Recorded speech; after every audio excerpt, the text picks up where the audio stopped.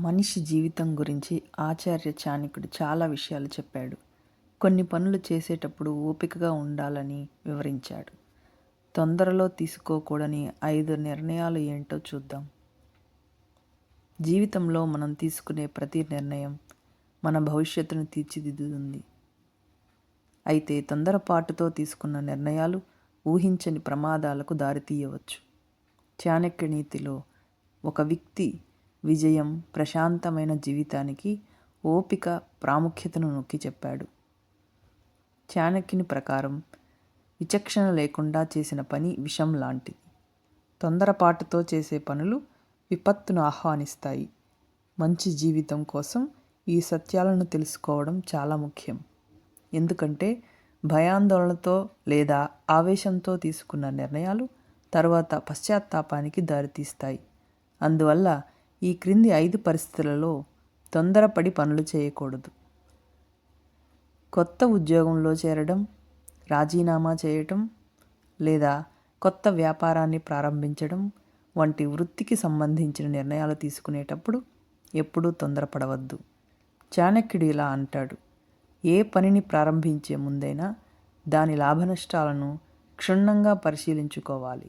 సరైన సమాచారం లేకుండా లేదా కేవలం లాభం కోసం తీసుకున్న నిర్ణయాలు ఆర్థిక ఇబ్బందులకు, మనశ్శాంతి కోల్పోవడానికి దారితీయవచ్చు. సంబంధాలు చాలా సున్నితమైనవి. ఒకరితో స్నేహం ఏర్పరచుకునేటప్పుడు కానీ, అనివార్య కారణాల వల్ల సంబంధాన్ని తెంచుకునేటప్పుడు కానీ భావోద్వేగాలకు లోను కాకూడదు. చాణక్యుడు చెప్పినట్లుగా ఆందోళనలో కానీ, మితిమీరిన ఆనందంలో కానీ ఎవరికీ వాగ్దానం చేయకూడదు. అలాగే కోపంలో సంబంధాన్ని తెంచుకోకూడదు. కోపంలో తీసుకున్న నిర్ణయం వల్ల ఆత్మీయులను కోల్పోతే ఆ బాధ జీవితాంతం వెంటాడుతుంది. డబ్బును పొదుపు చేయడం కష్టం, కానీ దాన్ని పోగొట్టుకోవడం సులభం. పెట్టుబడి పెట్టేటప్పుడు లేదా పెద్ద మొత్తంలో డబ్బుతో వ్యవహరించేటప్పుడు మీరు చాలా జాగ్రత్తగా ఉండాలి. తొందరపాటుతో చేసే పెట్టుబడులు లేదా పత్రాలు లేని లావాదేవీలు మిమ్మల్ని రుణగ్రస్తులను చేయగలవు. చాణక్యుని సలహా ఏమిటంటే, డబ్బును కాపాడుకోవడంలో నిర్భయంగా ఉండండి, కానీ దాన్ని ఖర్చు చేయడంలో వివేకంతో వ్యవహరించండి. ఒకరిని గుడ్డిగా నమ్మడం ప్రమాదకరం. తీయని మాటలకు మోసపోకూడదు. అపరిచితులను లేదా సులభంగా అతి దగ్గరయ్యే వారిని నమ్మకూడదు.